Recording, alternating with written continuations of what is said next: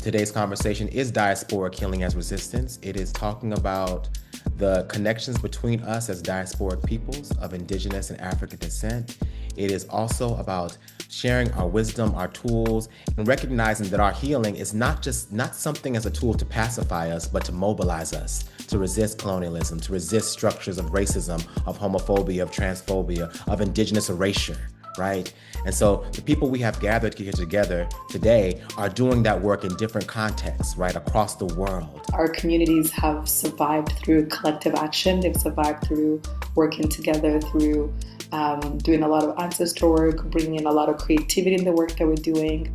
And so I think what we're learning with the work that we're doing is just making space for everything that's coming up for folks in this time, making space to hold each other, to love each other. This work is as much spiritual as it is human. It is as much indigenous as it is Western. And you can choose, right, with ethics, right, and appropriate boundaries and informed consent.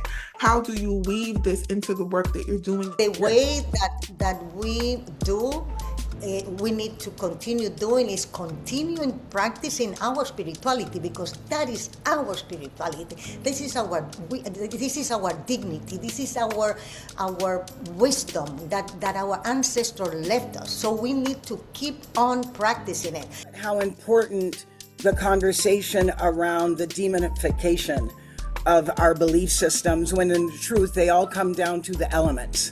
At the end of the day, the relationship we are all in, which is spiritual, is with the elements.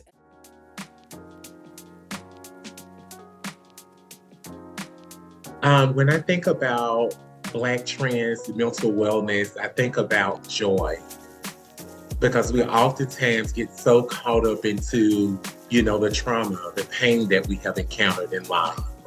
And just to be able to dream of a world where we're free of all our trauma, drama, and all of the above, and we're just experiencing joy, we're thriving, we're living. That's the world that I think of. I would like to be able to address my mental health in a holistic way, and then not be, oh, you're Black and trans, of course you're here. No, my vision around my mental health is to be able to address just regular things, I'm burnt out at work maybe, or, I'm going through a breakup, or, I'm 40 and I'm thinking about life differently. I would like that to be what Black trans people are able to think about and focus on in their mental health, and not the fact that we continuously have to see our peers, our kin die, experience trauma, see our rights stripped away, but really be able to experience that joy and just process regular things. We, as Black trans and queer people, we're full of beauty and worth, and we should never have to prove that we are in need of care. And I think that is so evident. It is evident in this room with these beautiful voices that we're sharing today. But the world does dispose of us sometimes violently, sometimes quietly. And if our wholeness and our healing were centered and we received the care and support that we deserve, then it would radically bless the entire world. And so as we move towards us at the center, because I believe that every single trans person, the more authentic we get, we become closer to the center, right? Period. And also we get to cut off the things that either are holding us back or hold us too tied to the other things that cause us harm. Our intention today for this conversation is to have a really candid dialogue about psychiatric care in our communities, for us to recognize the things that the real challenges, but also to recognize the opportunities. Just the idea that the logics of policing, punishment, mass incarceration, that they pervade all aspects of American life and absolutely show up in mental health care. And I see that very much so as a child psychiatrist as well, and also want to speak to the fact that it shows up in family policing, or what people sometimes call child welfare. Because I think a lot of people think, oh, mental health care is just like health care. So you go see a doctor and then you feel better. But if you don't play by the rules, or if your presentation makes people uncomfortable, right? Or you're talking out loud to yourself, or people get activated, you might get taken away.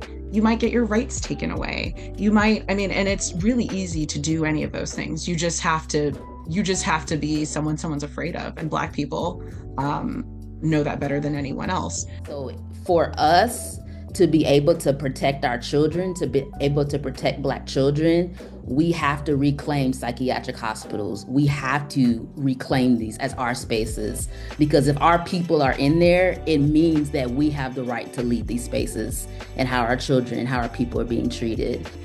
The most foundational part of my reporting, I think, people ask me sometimes if there's a silver bullet medication that came out or a technology that was developed that changed everything. And the answer is no. The most transformational moments in mental health care have become because of people and their goodness and their bravery, because they were willing to disrupt and to challenge and to turn things, on their head. So whether they are getting diagnosed when they are being hospitalized, or if they're going into outpatient organization, agency, etc., biases, especially around how practitioners, clinicians who are not culturally familiar or are not of the Black community, how they don't understand the lived experiences of Black folks that could be better understood by racism, by poverty, by trauma. So the paranoia is not so much in schizophrenia,